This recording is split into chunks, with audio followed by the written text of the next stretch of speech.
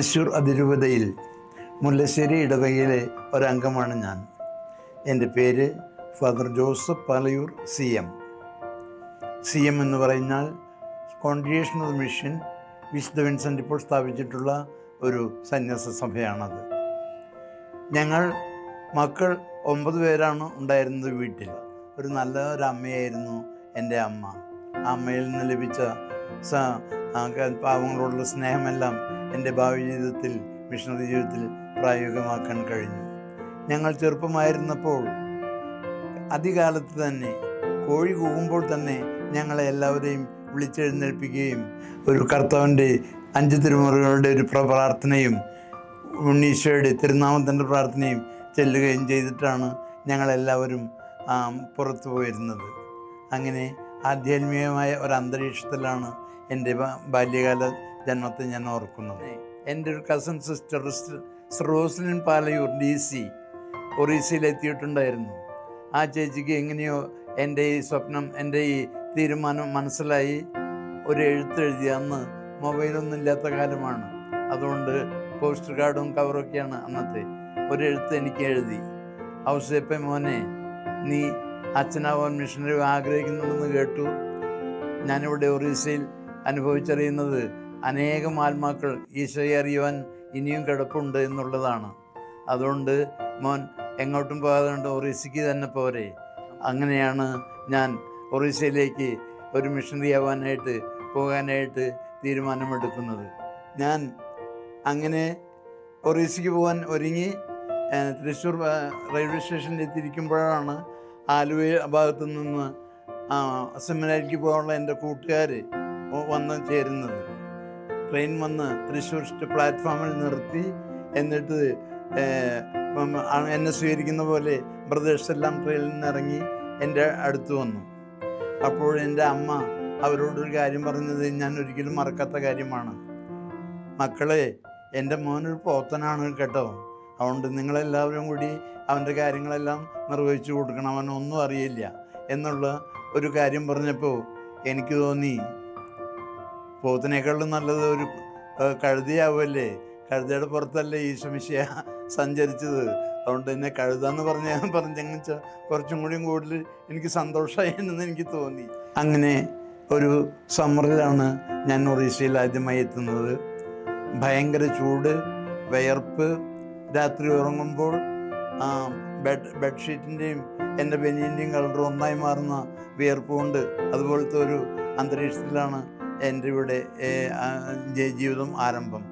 കേരളത്തിൽ നിന്നും കംപ്ലീറ്റ്ലി ഒരു ഡിഫറെൻ്റ് അറ്റ്മോസ്ഫിയറും വെതറും കാലാവസ്ഥയൊക്കെ ആയിട്ട്. എൻ്റെ ആദ്യത്തെ മൈനർ സെമിനാറി റെക്ടറായിരുന്നത് ഒരു സ്പാനിഷ് ഫാദർ ഏഞ്ചൽ പാണോ ആയിരുന്നു. അദ്ദേഹം ഇംഗ്ലീഷും അറിയാം അദ്ദേഹത്തിന്, പിന്നെ ഒറിയയും കുറേശ്ശം അറിയാമായിരുന്നു. അങ്ങനെ minor seminary Angel Pano and Peter Fuente എന്ന സ്പാനിഷ് അച്ഛന്മാരുടെ കൂടെയായിരുന്നു ചെലവഴിക്കേണ്ടി വന്നിരുന്നത്. ലാറ്റിൻ 2 വർഷം കഴിഞ്ഞ് നോവിഷ്യേറ്റിൽ പോവുകയാണ്. എനിക്ക് കിട്ടിയ ഒരു ഭാഗ്യം എന്താണെന്ന് വെച്ചാൽ, നമ്മൾ ഇന്ന് ധന്യൻ എന്ന് പറയുന്ന ഫാദർ ഗുമേസ് CM അദ്ദേഹത്തിൻ്റെ കീഴിൽ 1 വർഷം നോവിഷ്യേറ്റ് കഴിക്കുവാൻ കഴിഞ്ഞു എന്നുള്ളതാണ്. ഇത്രയും സ്പിരിച്വലും ആധ്യാത്മിക ചിന്തയുള്ള ഒരു ഫാദറിനെ കാണാൻ പറ്റില്ല.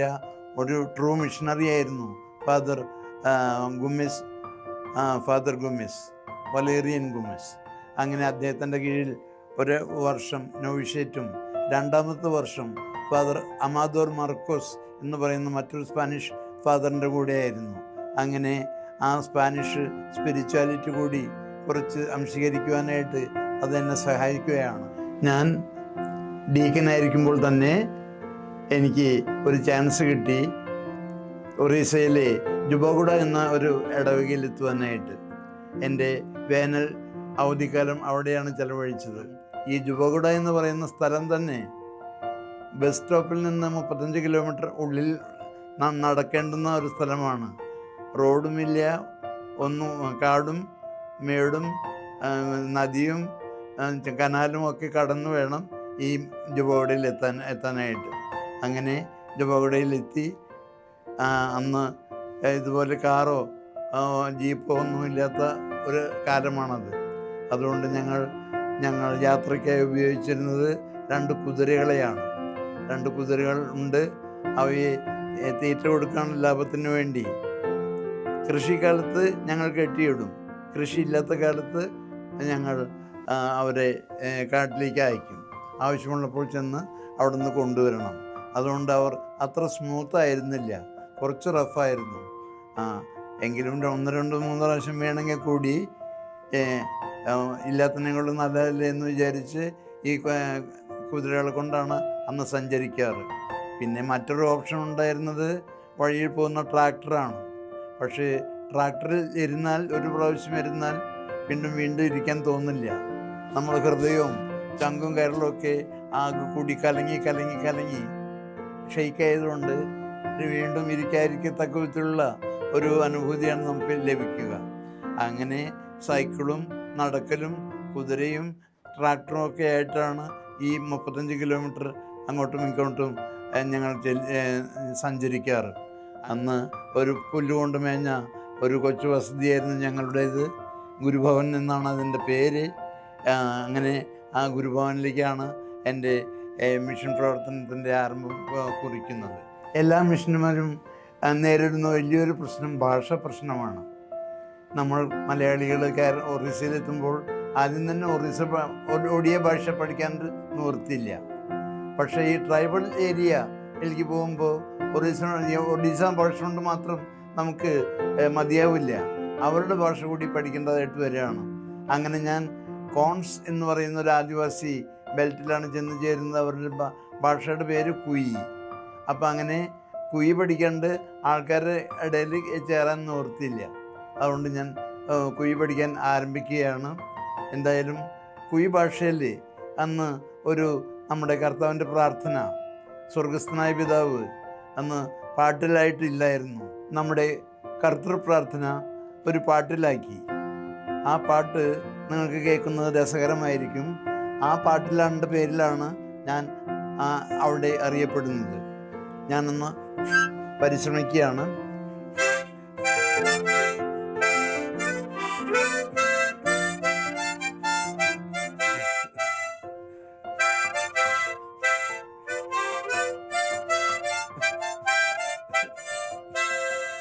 వెంజరాము అబామీడ కనాము మంద వెంజరాము అబామీడ కనాము మంద వెంజరాము నీందరి పాద దొప్ప పొంగకారి నీందరి దేశ పూర్తి వ్రాడకారి వెంజరాము అబామీడ కనాము మంద వెంజరాము. പണ്ടൊക്കെ ആൾക്കാർ വില്ലേജുകളിലോട്ട് ഒരു ചെറിയ നല്ല ഡ്രസ്സൊക്കെ ഇട്ട് ആൾ ചെല്ലുകയാണെങ്കിൽ അന്നേരം അവിടുന്ന് ആൾക്കാരെല്ലാം ഓടി മറയുമായിരുന്നു. അന്ന് ആ ആളുകളെ പിടിച്ചു നിർത്താനായിട്ട് അല്ലെങ്കിൽ അവരെ അട്രാക്റ്റ് ചെയ്യാനായിട്ടാണ് അച്ഛന് ഈ പാട്ട് പാടി അവരെ തൻ്റെ അടുത്ത് എത്തിക്കാനായിട്ട് നോക്കിയത്. ആദ്യം പതുക്കെ പിള്ളേർ പാട്ട് കേട്ടിട്ട് ആദ്യം പിള്ളേർ വരും, അത് കഴിഞ്ഞ് പിന്നെ യൂത്ത് വരും, അത് കഴിഞ്ഞ് പിന്നെ അമ്മമാർ വരും, അത് കഴിഞ്ഞ് വലിയവർ വരും. അങ്ങനെ അച്ഛനിൽ ഒരു വിശ്വാസം ഒരു വിശ്വാസം ഉണ്ടാക്കാൻ വേണ്ടിയിട്ട് പാട്ടുകൾ അച്ഛനെ ഒത്തിരി സഹായിച്ചു. അപ്പോൾ അങ്ങനെ ഞാൻ ഏത് ഗ്രാമത്തിലെല്ലാം പോകുന്നു ആ ഗ്രാമത്തിലെല്ലാം ഈ പാട്ട് പഠിപ്പിച്ചുകൊണ്ടാണ് എൻ്റെ ക്ലാസ്സുകൾ ആരംഭിക്കുക. അങ്ങനെ ആളുകൾ എൻ്റെ പേര് അറിയത്തില്ല, പക്ഷേ എൻ്റെ പാട്ടിനെ കുറിച്ച് അറിയാം. അതുകൊണ്ട് എനിക്കൊരു നല്ലൊരു പേര് അവരിട്ടു. വെഞ്ചരാമു ഫാദർ എന്നാണ് ഞാൻ ആ ഏരിയയിൽ അറിഞ്ഞിരുന്നത്. അങ്ങനെ കുയി ഭാഷ പഠിക്കുക മാത്രമല്ല, ആ കുയി ഭാഷ ബാക്കിയുള്ളവരെ പഠിപ്പിക്കുന്ന ഒരു ദൗത്യം കൂടി ദൈവം എന്നെ ഏൽപ്പിച്ചു. കുയി ഭാഷ പഠിക്കാനുള്ള ആളുകൾ എന്നെ അന്വേഷിച്ച് വരാറുണ്ട്. അവർക്ക് ഒരു 5 ദിവസത്തെ മിനി കോഴ്സുണ്ട്. കുയി പറയാനും എഴുതാനും വായിക്കാനും പാട്ടുപാടാനും എല്ലാം ഞാൻ പഠിപ്പിച്ചു കൊടുക്കാറുണ്ട്. അങ്ങനെ ഒരു കുയി മിഷണറി ആയിട്ടാണ് എൻ്റെ ജീവിതം മുന്നോട്ട് പോകുന്നത്. ഇപ്പോൾ ഈ കഴിഞ്ഞ ലാസ്റ്റ് 20 വർഷമായി കുയി ഏരിയ വിട്ട് സൗര ഏരിയയിലേക്ക് വന്നിരിക്കുകയാണ്.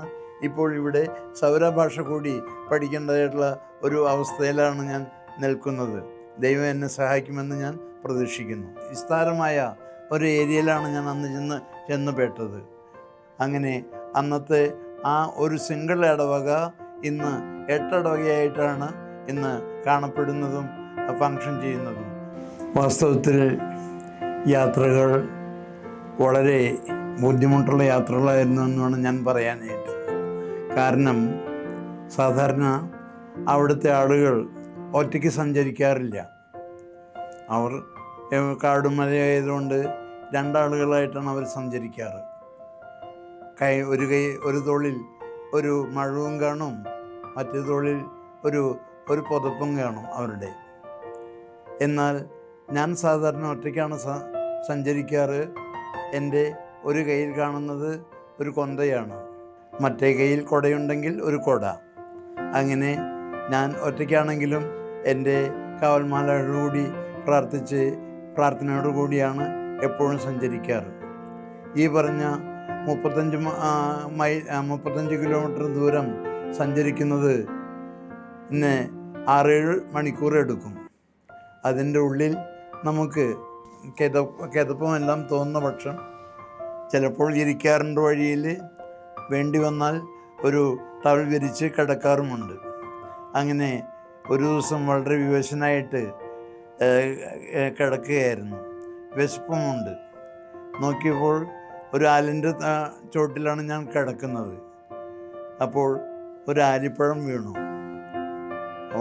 ഇത് ദൈവത്തിൻ്റെ സൃഷ്ടിയാണല്ലോ, ഒന്ന് രുചിച്ചു നോക്കാമെന്ന് വിചാരിച്ച് ഞാൻ അതൊന്ന് രുചിച്ചു നോക്കി. അപ്പോൾ കുറച്ചൊരു പൊടിയും നല്ലൊരു മധുരവും തോന്നി. അപ്പോൾ പിന്നെ നെക്സ്റ്റ് ആലിപ്പഴത്തിൻ്റെ വീഴാനുള്ള കാത്തിരിപ്പിനായി കാത്തിരിക്കുകയാണ് അങ്ങനെ കിടന്നുകൊണ്ട്. പക്ഷേ അവിടെ 1-2 പട്ടികൾ കൂടി എന്നെ പോലെ തന്നെ വിശന്ന് വലയുന്നവരായിട്ടുണ്ടായിരുന്നു. അതുകൊണ്ട് ആ പട്ടികളോട് യുദ്ധം ചെയ്ത് ജയിച്ചു വേണം എനിക്ക് ആലിപ്പഴം കിട്ടുവാനായിട്ട്. അങ്ങനെയുള്ള അന്തരീക്ഷങ്ങളും ഉണ്ടായിട്ടുണ്ട് ആക്ച്വലി. അപ്പോൾ അങ്ങനെ ഒരു ദീർഘമായ യാത്രയായിരുന്നു അത്. ആ യാത്രയിൽ അവിടുത്തെ ആൾക്കാരുടെ ഭക്ഷണത്തെക്കുറിച്ച് നമ്മൾ ഓർക്കുകയാണെങ്കിൽ അരിഭക്ഷണം കിട്ടുന്നത് അവർക്ക് വലിയൊരു ലക്ഷറിയാണെന്ന് വേണം പറയാൻ. സാധാരണ അരിഭക്ഷണം വളരെ അപൂർവമായിട്ടേ അവർക്ക് ലഭിക്കാറുള്ളൂ. അവർ സാധാരണ കഴിക്കുന്നത് എന്താണെന്ന് വെച്ചാൽ, മാങ്ങ ഉണ്ടാവുന്ന കാലത്ത് മാങ്കണ്ടി ഉണക്കി വയ്ക്കും. അത് തല്ലിപ്പൊട്ടിച്ച് അതിൻ്റെ കാമ്പെടുത്ത് അത് പൊടിച്ച് അത് കുറുക്കിയാണ് സാധാരണ ആൾക്കാർ കഴിച്ചു വന്നിരുന്നത്. അതിന് പകരം ചിലപ്പോൾ പനയുടെ ചോറെടുത്ത് അതും കഴിക്കാറുണ്ട്. ഇതൊക്കെയാണ് അവിടുത്തെ ഭക്ഷണങ്ങളായിരുന്നത്. അതുകൊണ്ട് ആരംഭത്തിലെല്ലാം കുറച്ച് ബുദ്ധിമുട്ട് തോന്നി. പക്ഷേ ഗ്രാജുവലി അതൊക്കെ ആയിട്ട് അഡ്ജസ്റ്റ് ചെയ്തിട്ട് പോകേണ്ടതായിട്ട് വന്നു. ഞങ്ങൾ ഒരു മിഷൻ ടൂർ ഇറങ്ങുമ്പോൾ ഒരു 5-10 ദിവസം പുറമെ വീട്ടിലെത്താതിരിക്കത്തക്ക വിധത്തിലുള്ള അറേഞ്ച്മെൻറ്റ് സാധനങ്ങളെന്ന് പറഞ്ഞാൽ അങ്ങനെയാണ് പോകുക. ഒരു 10 ദിവസത്തെ 15 ദിവസത്തെ ടൂറിന് വേണ്ടിയാണ് ഞങ്ങൾ ഇറങ്ങുക. ഓരോ ഗ്രാമങ്ങൾ കഴിഞ്ഞ് ഒരു ഗ്രാമത്തിൽ ഒരു ദിവസം ആയിട്ട് അങ്ങനെ ഒരു 10-20 ഗ്രാമങ്ങളാണ് ഒരു ടൂറിൽ ഞങ്ങൾ ചെലവഴിച്ച് തിരിച്ചെത്തുക. അങ്ങനെയുള്ള നല്ലൊരു ജീവിതമായിരുന്നു ജോർഡയിലെ എൻ്റെ ജീവിതം.